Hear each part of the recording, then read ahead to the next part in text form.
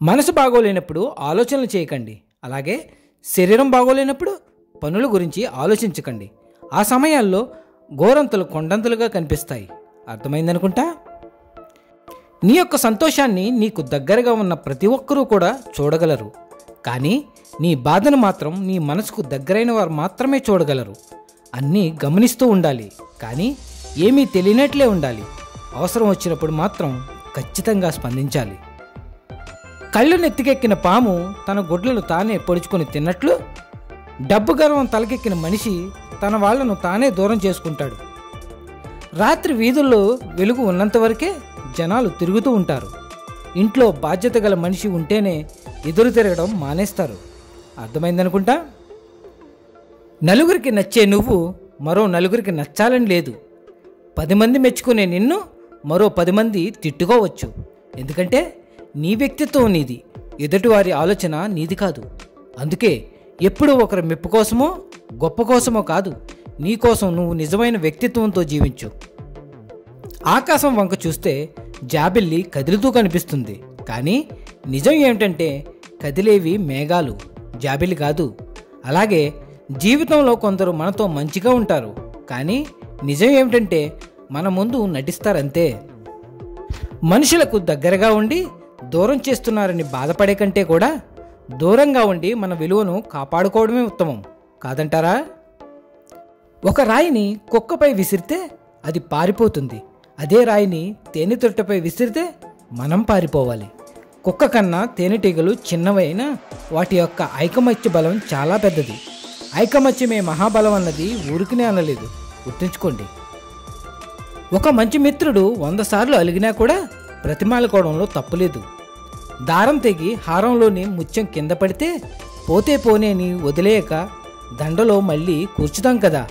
ఇది అలాగే. ఒక మంచి మిత్రుడు ముత్యం కన్నా కూడా ఎక్కువే, గుర్తుంచుకోండి. రాసిన పేజీని చించలేము, అలాగే రాయని పేజీని చదవలేము. అందుకే ఏ రోజు పేజీని ఆ రోజే అందంగా రాసుకుందాం. నువ్వు బానిసగా బ్రతికినంతకాలం నీకు ఊరంతా చుట్టాలే, కానీ ఒక్కసారి ప్రశ్నించడం మొదలు పెడితే సొంత ఇంట్లో కూడా శత్రువులు తయారవుతారు. జాగ్రత్తగా ఉండండి. అప్పట్లో మనిషి యొక్క వయసును చూసి మర్యాద ఇచ్చేవారు, కానీ ఇప్పుడు మాత్రం మనిషి యొక్క వెనుక ఉన్న డబ్బును చూసి మర్యాద ఇస్తున్నారు. ధనం ఉన్నవాడే గుణవంతుడవుతున్నాడు, ఇక గుణం ఉన్నవాడు దరిద్రుడు అవుతున్నాడు. వింటున్నారు కదా అని కథలు చెప్పకండి, నమ్ముతున్నారు కదా అని నాటకాలు ఆడకండి. ఏదో ఒకరోజు నిజాలు తెలిసి వాళ్ళు దూరమైతే వినేవారు లేక నమ్మేవారు కనబడక ఒంటరిగా మిగిలిపోతారు. మనిషి యొక్క గొప్పతనం 6 అడుగుల అందంలో కాదు, ఆలోచించి మాట్లాడే అరంగుళం నాలుక మీద ఆధారపడి ఉంటుంది. గుర్తుంచుకోండి. రావణ రాజ్యంలో ఉండి కూడా విభీషణుడు చెడిపోలేదు, అలాగే రామరాజ్యంలో ఉండి కూడా కైకేయి బాగుపడలేదు. అందుకే మనం ఎక్కడ ఉన్నామన్నది ముఖ్యం కాదు, మన స్వభావాన్ని ఎలా ఉంచుకున్నామన్నదే ముఖ్యం. గుర్తుంచుకోండి. బంధాన్ని కాపాడుకోవడానికి తలను వంచాల్సి వస్తే వంచేయి, కానీ ప్రతిసారి నువ్వే తలంచాల్సి వస్తే ఆ బంధాన్నే వదిలి. ఎందుకంటే జీవితం అంతా తలదించుకొని బ్రతకడం అంటే అది అసాధ్యం. అది మన ఆత్మగౌరవాన్ని దెబ్బతీస్తుంది. బ్రతకాలి అనే ఆశనే చంపేస్తుంది. గుర్తుంచుకోండి. నిజ జీవితంలో నిన్ను నమ్మిన వాళ్లను ఎప్పుడు కూడా మోసం చేయాలని చూడకు. ఎందుకంటే నమ్మకం అనేది ప్రాణం లాంటిది. ఒక్కసారి పోతే మళ్ళీ తిరిగి రాదు. ఒక మనిషిని ప్రేమిస్తే సరిపోదు, అన్ని విషయాల్లోనూ అర్థం చేసుకోవాలి. ఒక్కసారి చేయి పట్టుకున్నాక విడిచిపెట్టకూడదు. విడిచిపెట్టే ఉద్దేశమే ఉంటే అసలు పట్టుకోకూడదు. అది స్నేహమైనా ప్రేమైనా. ఓడిపోతే గెలవడం నేర్చుకోవాలి. మోసపోతే జాగ్రత్తగా ఉండటం ఎలాగో నేర్చుకోవాలి. చెడిపోతే ఎలా బాగుపడాలో నేర్చుకోవాలి. గెలుపును ఎలా పట్టుకోవాలో తెలిసిన వాడికంటే కూడా ఓటమిని ఎలా తట్టుకోవాలో తెలిసినవాడే గొప్పవాడు. కొందరి వాగ్దానాలు తీయటి అబద్ధాలు, అలాగే నీటి మూటలు నీటి మీద రాతలు కాదంటారా? అలాంటి వారితో జాగ్రత్తగా ఉండండి. ఒక్కసారి నిర్ణయం తీసుకున్నాక మళ్ళీ వెనక్కి తిరిగి చూడకూడదు.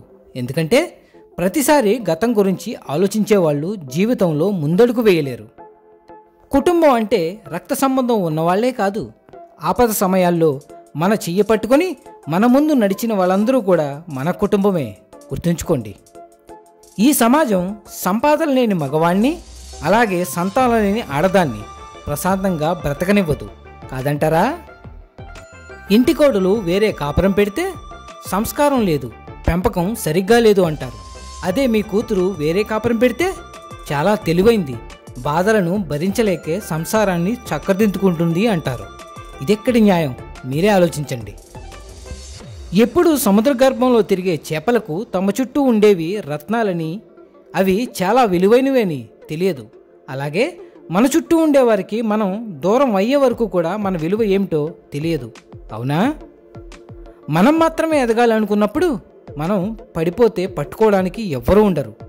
మనతో పాటు మన చుట్టూ ఉన్న వాళ్ళందరూ కూడా ఎదగాలి అనుకున్నప్పుడు మనం పడిపోతే పట్టుకోవడానికి 10 చేతులు తప్పకుండా వస్తాయి. గుర్తుంచుకోండి. రాత్రంతా సూర్యుడు ఓపిక పడతాడు కాబట్టే రోజంతా ప్రకాశిస్తాడు. అలాగే రోజంతా చంద్రుడు ఓపిక పడతాడు కాబట్టే రాత్రి అవ్వగానే నిండుగా నవ్వుతాడు. ప్రతి ఒక్కరికి కూడా ఒక సమయం అంటూ వస్తుంది. కావలసిందల్లా ఓపికగా ఉండటం.